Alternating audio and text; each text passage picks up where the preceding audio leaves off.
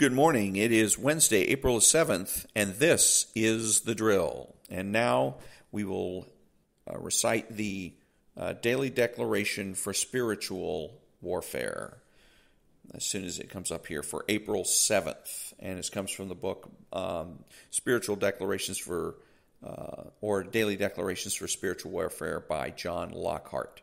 April 7th, the wicked will be destroyed by the fire of God.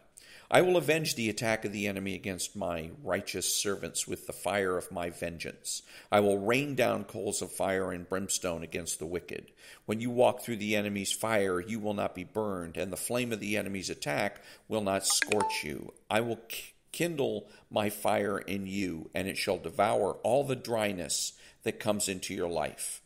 All your enemies will see that I have kindled it, and it shall not be quenched. My devouring fire will go before you, and the flame of my righteousness will burn behind you. Prayer declaration. I will not fear the enemy's flames or run where the enemy attacks. My Lord will rain down the fire of his vengeance upon them. He will place his holy flame of righteousness within my heart, and it will devour all dry and useless places within me.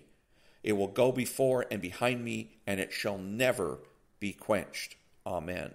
And again, I really like reading these daily declarations because they deal with a righteous God and an angry God who is willing to use righteous force. And so very often the left, and this is one of the ways where you can distinguish the left from the right in terms of Christianity. There's a lot of false Christianity going on out there, and the left will always do it. It'll always be soft and WWJD, what would Jesus do? And I always tell them when somebody says that to me, I always say, well, Jesus will destroy the wicked. And you should see the look on their face when I tell them that. But it's the truth. And if we're going to be involved and refer to what's going on in our country as some kind of a battle or a potential civil war or revolution or whatever in terms of combat, then it's absolutely appropriate that we read from the daily declarations for spiritual warfare and understand that who we're ultimately fighting is Satan. So today on The Drill, we're going to have First of all, let's go ahead and all stand for the Pledge of Allegiance.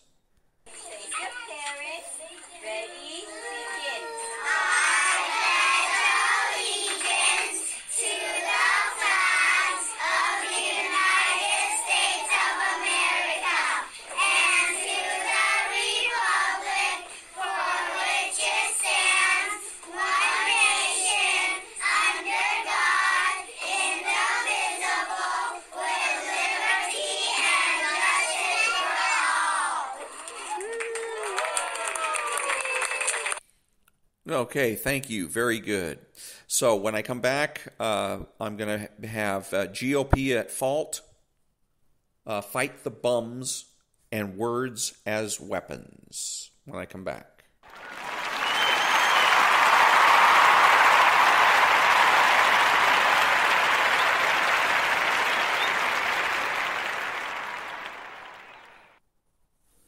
I'm listening to Hugh Hewitt. He's got guest host Kurt-Schlichter on there, and he has the Congressman Gallagher, who's a frequent guest on the show. And it reminds me, listening to them, is that how the talk show hosts use congressmen as a source of prestige for themselves. Hey, look who I'm interviewing. I'm a big shot. I interview Congressman so-and-so or Senator so-and-so and whatnot. And so they usually have a tendency to be very fawning and allow the congressman to get away with all kinds of crap. And what we have to remember as true conservatives that the reason we have things going the way they are in the House of Representatives and in the Senate for that matter is just as much the Republicans' fault as it is the Democrats' fault. For instance, there was 55 Republicans who ran away rather than stick it out,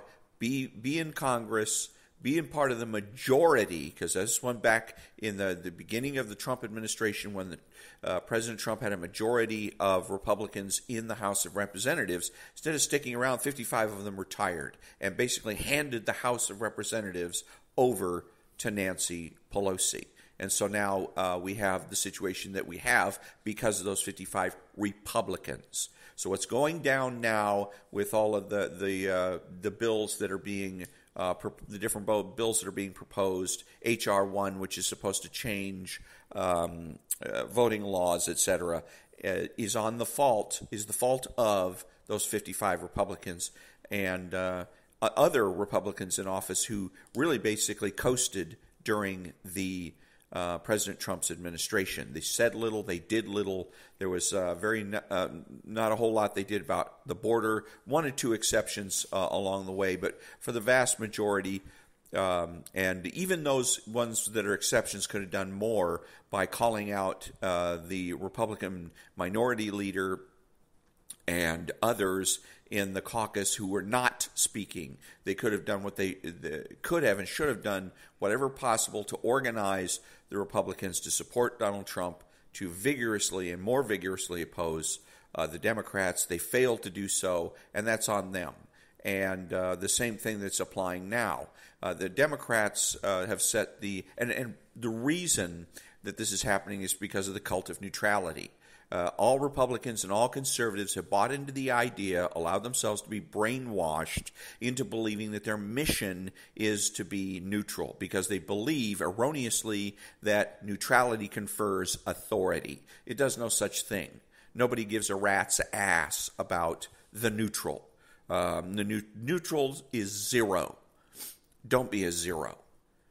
Be somebody, be the difference between a true conservative and somebody who wants to pretend to be conservative is just that, neutrality. The true conservative is not neutral. The true conservative is the person that is partisan and recognizes the value. There's always value in partisanship, and that also recognizes that being a partisan is not does not diametrically oppose honesty, truth, and therefore authority. So that you can be partisan, be honest, be truthful, and still therefore succeed. And the thing is, you can't succeed without being a partisan. Just simply going to your folks and saying, here's the facts, you decide, is crap. It is really what it is tantamount to, I don't want to say treason, that's a completely different situation, but being disloyal to your own values, to your own ideas, being disloyal to this country, as a matter of fact.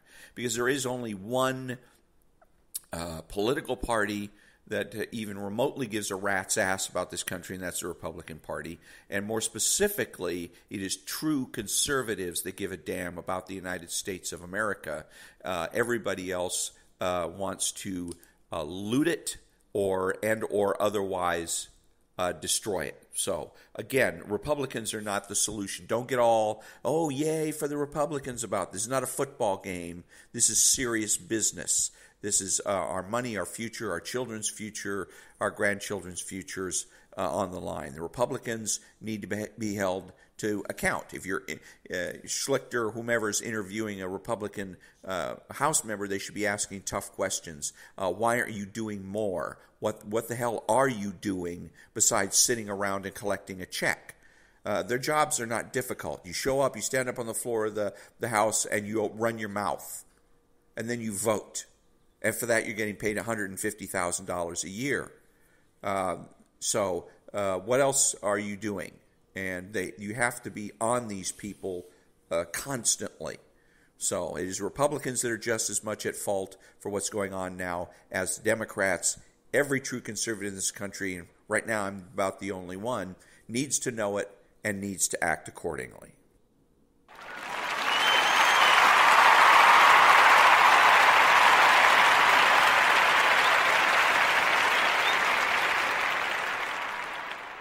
So from the, thank you, from the Words Have Meaning file, I was listening to the John and Ken show yesterday, and they're on and on about homelessness, as they should be, But the problem is that they were using the wrong word. They should have been on and on about bums. When I was growing up, that was the way people that lived on the street were referred to, and rightfully so, because that's what they were. They were bums. They were drunks and drug addicts, and all they did was mooch, stick their hand out and expect you to put money in it. Same thing that's happening now.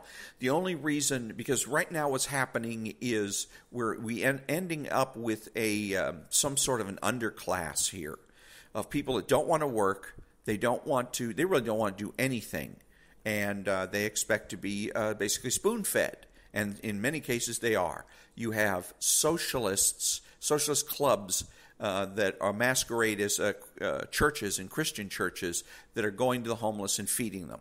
So they don't have to go out and panhandle to get food. And the only thing that they're not doing is providing some sort of porta potty arrangement, a place for them to pinch the loaf, so to speak. But anyways, and all of this is coming because of the word homeless. They used to be called referred to and called bums, and that's what they were. And the true conservative today still refers to them as bums. There's no way to, if the issue is going to be about the homeless, there's no way for conservatives to win. Okay, then the homeless, and right now what it's shaping up to be is homelessness, and the homeless are taking priority and have rights or more rights or better rights, superior rights to people that own property. How do you fight it? How do you fight the homeless? You don't. You can't. It's psychologically, it's a non-starter. How do you fight bums? That's a different story entirely. So we've gotten used to, and we allowed the left to set the table. We allowed the left to set the foundation by referring to bums as in a more innocuous way. The homeless. Oh, the homeless. No, bums. That's what they are. They are bums, and they should be treated like bums. Every day in Los Angeles now we're hearing horror stories about people that are being assaulted and in many cases killed, murdered by bums. The story that I heard yesterday that the John and Ken were really on about was about a bum that was jumping from yard to yard. He was climbing over people's fences, and a homeowner accosted him, or didn't even accost him, confronted him. What are you doing here? Get out of my yard. And the bum took a knife and stabbed him to death. Now, part of the story is that when he was jumping over people's fences, somebody called the police and said, hey, there's a bum that's jumping over people's fences. And the police said, we can't do anything about it. Now, all that comes down to public employee unions. This is what happens when you have public employee unions. They're more interested in themselves than they are interested in serving the public. So they make up excuses. They lie to you because they know there's nothing you can do to force them to send out a squad car. And so the death of this man is primarily on the bum that stabbed him, and it's secondarily on the city and the police department. And I certainly hope that this poor man, he was 31 years old. I certainly hope that this poor man's estate or family sues the city and the police department because they deserve it. They deserve to get sued. But all of this starts with when we accept, you and I say, oh, okay, well, what difference does homeless make? It's fairly innocuous. It isn't that big a deal. This is the way the left does things. They start at the bottom and they work their way up. So they'll start with something completely innocuous. It's like I've said about a con. A good con artist doesn't just dump the con in your lap. They start with something plausible, something that seems, they start with reality, that's easy for you to deal with, and then slowly but surely they work you farther and farther and farther away from reality until at the point where they sting you, you'll go for anything. And if they had presented this option, like for right now, there's a city councilman that is proposing that all the parking lots and the beaches up and down Southern California or in the LA County be populated with various types of domiciles for these bums. Now, if you'd come out this 10 years ago and said, 10, 20 years ago, whenever they started making the word homeless fashionable, and said, hey, let's go ahead and buy mini houses for these bums, you would have been laughed off the planet. But they start by saying, by getting you to go along with the word homeless. And then also get you to go along with the idea that the goal is to eliminate homelessness, perfection. So this goes along with the idea of creating a perfect society. But words matter. Words matter. So the job of the true conservative, if you want to be a true conservative, become a true conservative. The next time that you hear somebody say homeless, you correct them. And you say, I'm sorry, you mean bums. Because again, you can't fight the homeless, but you can always fight the bums.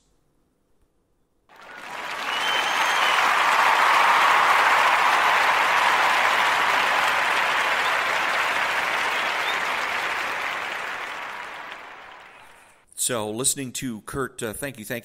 Listening to kurt-schlichter on subbing in for Hugh Hewitt. He has a lot more enthusiasm than Hugh Hewitt is. Hugh Hewitt has more of the style, not only the content of a zero, of a somebody who wants to be neutral, but he also has the mannerisms, very calm, but kurt-schlichter is more of a bomb thrower. He's a guy that gets very excited and raises his voice constantly, but he is talking to somebody else, I don't know who his guest is, and they're talking about politics and how it is that we should be voting for Donald Trump and Donald Trump and saving the country, and we need to get politicians that do this, that, or the other thing, and the conservatives or the right in this country can't, because there is no true conservatives in this country except me, that I've been making this mistake over and over and over and over and over again, and they don't get it. They just don't get it. That politics doesn't mean anything. Politics is the icing on the cake. That if you don't have a cake, you have no reason for the icing. And the cake is culture. Culture is what supports politics. Rush Limbaugh was wrong for 30 years insisting it was the other way around, that it is politics that informs our culture, that we can't change our culture without putting the right people in place, and that the idea was put in enough Republicans in office, everything will be okay. BS. Okay, so then there's still these, Schlichter and his guest are still making the same argument. Politics, politics, politics. If only we could get the politics right, everything would fall into place. No, no, no, no. If we're going to have politicians that are going to go out and do, let's say, we have property rights problems in California. People own property on the beaches and elsewhere, and that property is being trespassed upon by bums. But if we refer to them as homeless, how is it that our elected officials are likely to react or respond to those homeless people? A heck of a lot differently than if they're referred to and understood properly as bums. So, and that's a cultural thing. The other part of this, let's say we go ahead and elect Donald Trump in 2024. What is it exactly we expect him to do? The next time somebody's talking about how politics is the answer, and if we can only elect certain people, ask them, what is it that person is supposed to do to change our country? If our country's going down the tubes, like I hear so many Hugh Hewitt-type people talking about. What is he supposed to do? Okay, so the problem in this country is the left. The problem is the Democrats. Donald Trump can't come into office and sign an executive order getting rid of Nancy Pelosi. He can't do it. He can't get rid of Chuck Schumer. He can't get rid of anybody on the left as President of the United States. All that is up to you and I. We have to constantly defeat the supporters of Nancy Pelosi and Chuck Schumer. And we do that at a cultural level. We do that with language. We refuse to call the homeless homeless. We call them bums, or I should say we refuse to call the bums homeless. We're not going to use their vocabulary, and we're always on the alert for whenever it is that the left wants to change the vocabulary of the way we refer to things. And we stick to our way of describing things until there's an obvious reason to do otherwise. So, cultural issues. We're on the lookout for companies that come out and say stupidity is the way to go. This is part of the left's strategy. Is called subversion. If they can go ahead and get everybody to believe that stupid is smart, wrong is right, and insanity is sane, we're lost. We're done. We're finished. It doesn't matter who you vote for at that particular point. We may as well just pack it up and move to Venezuela. Forget it. And we are in a position in our society. I saw it on Twitter where somebody said, I'm getting so sick and tired of insanity on Twitter. And I corrected them. I said, I'm sick and tired of valuing insanity. How many people that want to pretend that they're conservatives have said, wow, when they're admiring somebody or something, say, wow, that's crazy. No. You don't do that. Crazy is wrong. Crazy is bad. Psychotic is bad. We do not value insanity. We do not value bums. We do not value stupidity. We don't do it. We don't do it. We don't pretend to do it. We don't do it to placate other people. So, we don't do that. We just don't do it.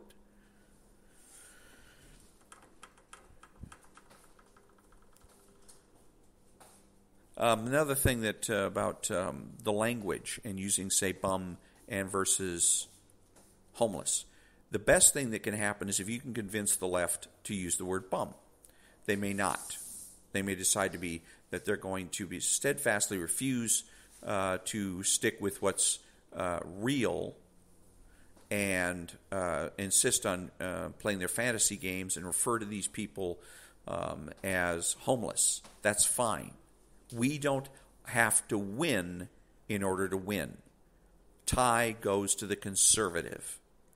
The main thing is that we maintain the status quo until there is an obvious case for change.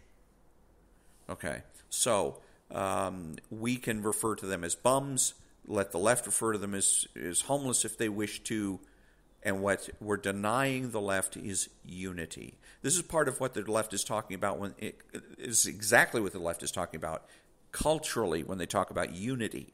We want unity, we want everybody to communicate the same way, and we want everybody to communicate the way they communicate. So we will refer to bums as the homeless. And that's one of the things John and Ken was doing yesterday, was over and over and over and over and over again referring to the homeless, the homeless, the homeless. What do we do about the homeless? And you can't win that argument. You can't win. There's no way to win that. If the emphasis is on homelessness, you can't win. The emphasis has to be on property ownership. The people that own property are their needs and wants are prioritized. That they're a value. The people that don't and are trespassing, if you want to eschew property, you don't want to own anything, as long as you're not trespassing, you're okay. But the people that are going to go ahead and trespass, whether it's on private property or on public property, are in the wrong. We do not value them. We value the property owners. So the people that are trespassing are bums. And so we deny them, the left, the unity. Because once again, they win the argument. As soon as they get everybody or a majority of people to refer to bums as homeless, they win. Then after that, it's just how far are they willing to go to meet the so-called needs of the homeless. The whole picture psychologically changes. And there's no way you can win. It's just a matter of back up, back up, back up. Cede more property, more money, more authority to people that we shouldn't be, and giving more and more value to people we shouldn't be giving value to. That brings me to the conclusion of another episode of The Drill. Be honest, be smart, be beautiful, and always remember that the left has no authority, no power, and they can't win. I'm Ron, and that's The Drill.